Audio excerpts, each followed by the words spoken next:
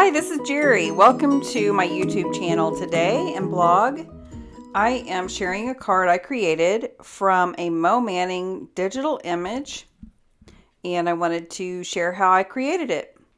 So we'll get right into it. I printed this image off on a piece of Nina 80-pound solar white cardstock. And I decided that with this particular image, I wanted to try the no line coloring technique, which I've seen a lot of out there lately on different YouTube channels and different websites. I would give this a try. So I printed it out on my printer using some brown lines rather than the black typical lines that you see with a digital stamp. And my first tip here is to print out two copies, one in your brown tone and then one, or gray tone would work also, and then one in the regular black and white image, just on regular printer paper as a guide. Because when you get to printing this, it is really hard to see. I really struggled with it. I have old eyes, so it got difficult at times.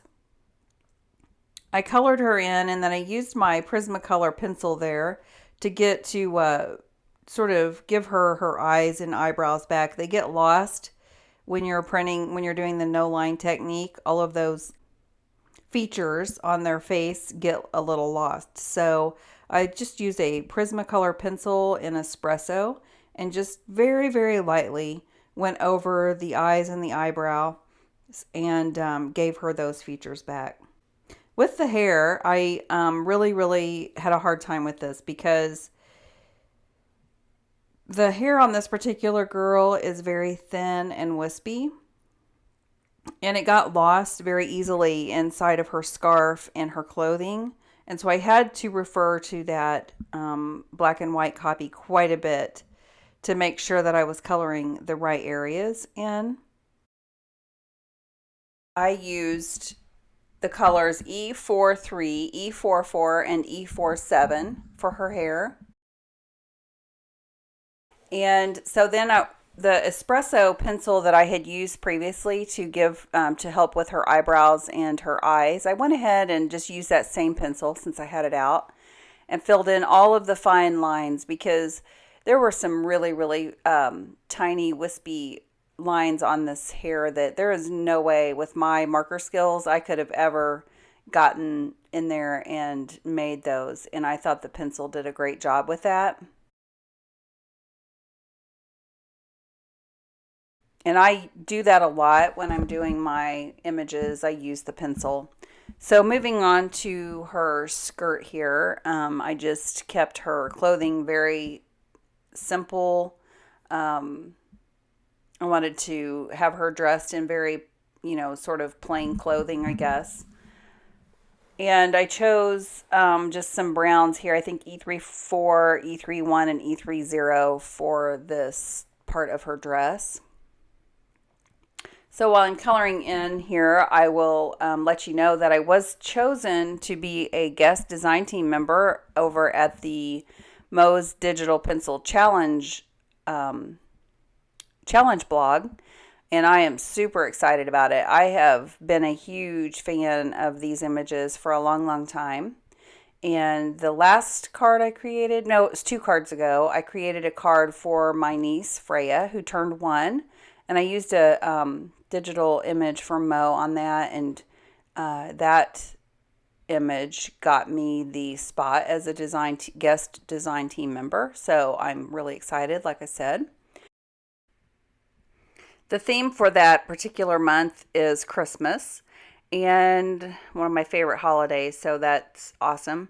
And I have had this image that I'm working on right here for a long time and have wanted to color it, so this was my first really great opportunity to do that. I'm not sure if this is the particular card that I'm going to choose for the July guest design team spot. I do have another one I want to work on, and we'll see. We'll just wait and see if which one that I decide to use. I have been so crazy busy, and I'm just hoping that I get time to finish the other one so I can choose which one I like the best. I actually am leaving for a girls' retreat this weekend, tomorrow morning, actually, and I should be upstairs packing right now for that, but I'm not. I'm doing this instead. And then I have to go off to work here pretty quickly. So that's just, the way it is. And that's kind of how I have to work because on my cards because I don't have a lot of time. So this card I actually did over a series of days, just spending 10 minutes here, 20 minutes there, because that's just, I have really tried to make an effort to get in at least 10 minutes a day to color. That's not an easy thing to do sometimes. And sometimes I don't even get to color. Sometimes even if I just go up to my craft room for 10 minutes and sort through my things, it's just good therapeutic time away from your rest of your everyday life. And anyway, so this was that's how this card was put together, and it sometimes gets a little hard to get your creative juices flowing when you're only spending 10 minutes at a time doing it, but that's the way it is. And I feel fortunate that I have the opportunity to do it at all, and that I have a place where I can go do it. And so I just really love every second that I get to spend doing it. So on the scarf, I chose G21, G24, and G28 as the colors. And as I got to coloring along on this, I felt like the G28 was just too big of a jump from the G24. So what you see me doing here is taking the darker color, the G28, and using the broad nib on that marker, and then taking the brush nib of the G24 and just tapping it on that darker color and transferring the color. What it does is it gives you sort of a color in between so that you can get your colors to blend a little bit better if you don't have one. And it's a great tip for somebody. I'm sure if you use Copics, you know all about that tip. But if you are new to Copics, it is a very good tip for someone who maybe doesn't have all the markers, which I don't have all the markers, and I've been using them for years. Or somebody that has very few. If you need a marker that's kind of in between, you can use the darker marker and the lightest marker and get that in between color without actually having to purchase the marker. And so that's what I did to help give me a better blend on this scarf. When I was coloring it, I just really didn't think it was coming together for me, but in the end, I liked the way it came out, so that's all that matters. I really struggled with this card. I don't know if it was because I had to do it in so many different sessions or if it just wasn't my week, but I had so many different trials and errors while I was doing this. So I have this motto though that you just keep sticking with it and try to find ways to get through your different problems that you come across. And usually in the end, I'm so glad I did, because there's been a very few times that I've actually had to throw away something that I started. And even though it takes me a little longer to maybe do the card, I usually learn something along the way, and I'm almost always happy with it when I get done, which was the case with this one. I ended up being really, really happy with the end result. It just took me a little bit to get there. So another thing I discovered when doing this no line coloring technique was that it is really great practice it was for me, because I could always use practice with shading and my shading techniques. And you really have to pay attention to that when you're doing this, because the lines disappear. And so you have to rely on your shading to provide the depth and definition of the image that you're coloring. So it's really, really great practice for that. And I found myself, really being able to use this opportunity to kind of hone in on some of those skills, because you can really tell when you're coloring, if you don't shade it in the right area, you can tell on this no line technique. So, it's good for practice, if anything.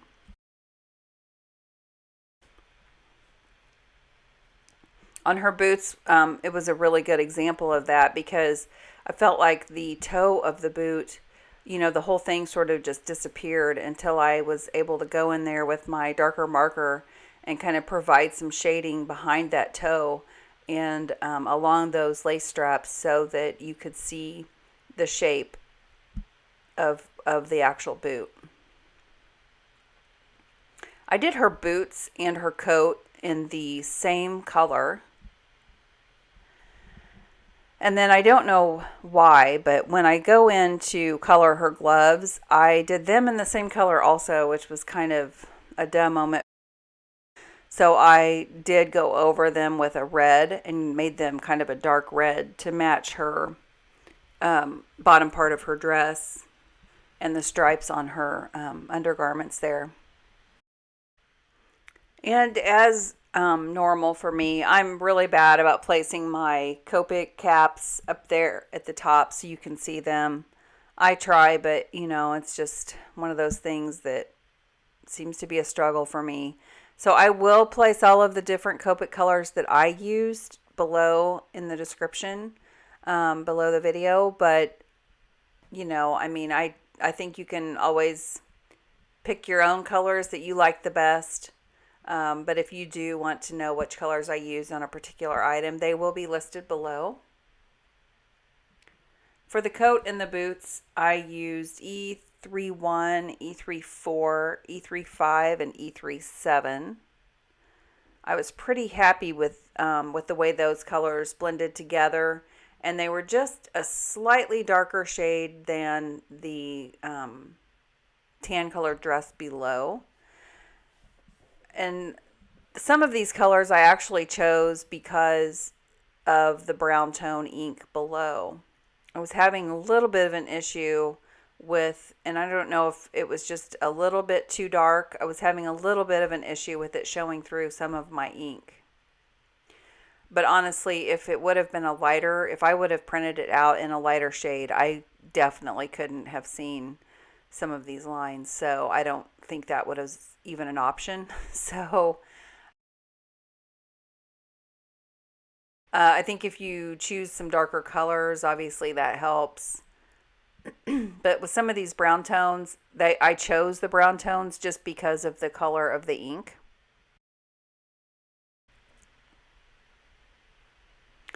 And so that played a big part in it. And I had to make sure and kind of darken up some of those edges where the ink, was kind of showing through on the lighter areas of the image.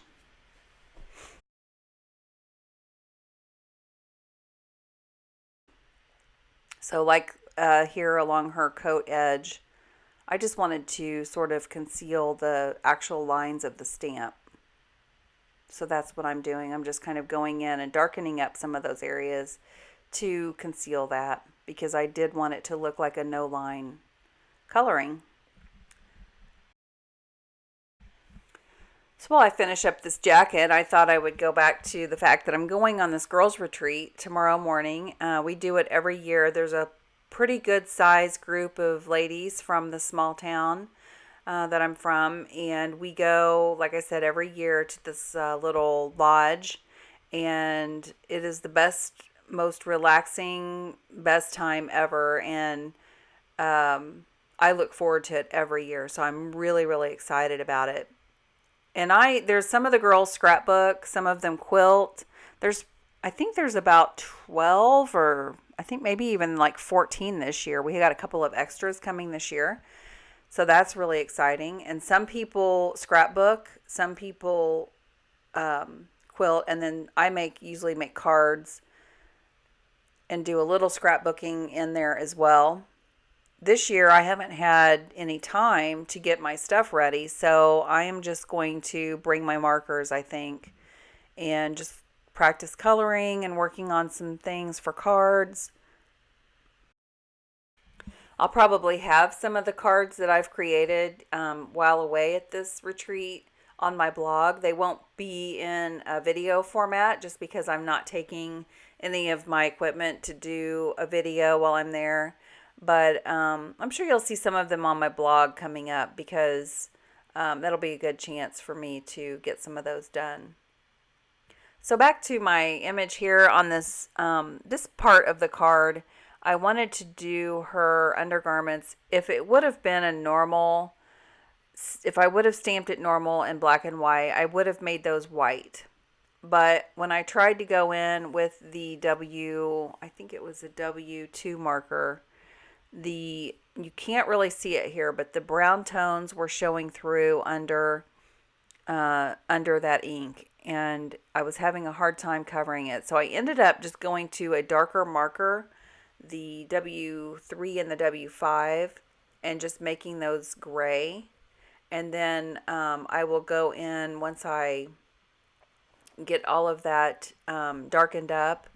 I go in with a Prismacolor, that same espresso, and I kind of go around it with make some lines around the actual slip area and her little, what do you call those, like petticoats or little bloomers there at the bottom, because they were, the artist had drawn in some sort of lacy features, and those were, it was showing through, the ink was showing through the Copic. So I went in with a Prismacolor pencil and sort of drew in some of those little lace features, and also used a white gel pen to create some little polka dots on the underneath part of that slip. And then once I did go in with my little Prismacolor pencil, I kind of erased over the top just because I didn't want it to be a really bold line. I wanted it just to be a very faint outline. So here on the red part of her dress, which is one of the only actual colors on her dress that are bright, I have the red and the green. The first thing you see me doing with the R24 marker is just sort of mapping out where the highlights are going to be for these pleats. And then I go in with the darkest marker, the I'm not sure honestly if that's, I think it's the R39. And I go in and mark in where all of the lower areas of those pleats will be, so the most shaded areas. And then once I get the most shaded areas mapped out, I take the next to darkest marker, which is the R29, and just work my way in, going a little bit over the R39 and working in toward that highlight color. And then the R27, I go in a little closer to the highlight color, just going over that R29 I had just laid down on either side of the pleat. And then I go in with the lightest red color, which is R24, and color that in. Once you get the first layer of color, you can kind of see how that, how it's taking shape. And then you can go back in with your darker markers, the R39, the R29, the R27, and just give them some shading and create an even deeper pleat from there. So here is where I go in to color in these gloves. And like I said, I don't know what I was thinking. I was working on the gloves, doing it in the same color as the coat. I don't know. When I got it colored in, I was like, yeah, that's not going to work. So then I used one of my red markers. I'm not sure which one it is, to be honest. Probably the R27 or R29, and then the R24. And I just went over the top of that brown and made them a deep red.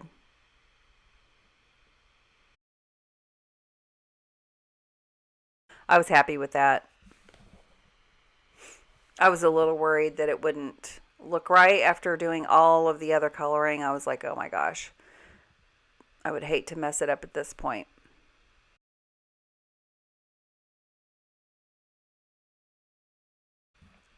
And then here on the little patch, there are some little designs on that patch, and I started to try and figure out if I was going to do something on there, and I decided in the end I just wanted to make it a plain patch. There are also actually some little designs in the scarf as well, so you could do like a two-tone scarf, but I just really wanted to have this use simple colors, plain colors. Nothing too crazy or fancy. And then when doing her patches, I tried to make the shadows on those patches in the same areas that the pleats were on the dress, so that they would look like they were shaded in the same creases, you know, that the dress is actually has the pleats. And then I used my Prismacolor pencil again and just drew some little stitching around each of those patches. Just gave it some little stitching detail and kind of gave some little definition to those boots down there. And then I started to work on the little bird, and I just used some of the lighter colors. I honestly don't know what those are off the top of my head, but I believe it's like the E30. It might be the E50 and the E51. I just used some little of the lighter toned colors that I used on some of the other areas to fill in the bird. And then I, because of the no line coloring, I felt like he was kind of, his shape was getting lost, and so I kind of went in with that Prismacolor pencil and drew in his little eye and his beak and gave him his little features back, and kind of just kind of, you know, freshened it up a little bit around the lines there. Colored in her little buttons with the Prismacolor pencil, and then I just used the W2, the W3, and the W5. Here I'm using the W5 on the snow below her feet. And then I go over that, flicking down the color with the W3 and the W2. And then I'm all done. I take my colorless blender and I just kind of go over the top of that just to soften those edges a little bit for the snow.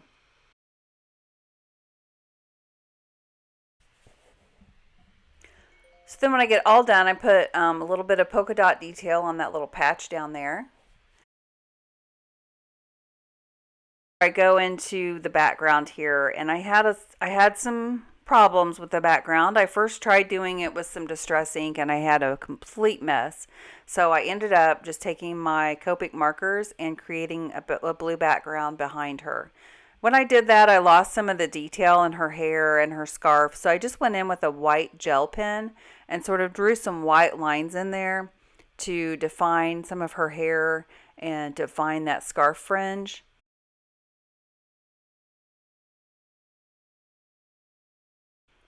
And then I also put in some snow dots all around her. I did run my marker across the edge after I had trimmed down the card just to give it a clean, dark edge. I always think that makes it look a little better. I take some acrylic paint and put it, just put it in a little bowl, and then take an old toothbrush and just flick it off of the edge of an acrylic block and get some really fine little white spatters on my card to create a thicker snow.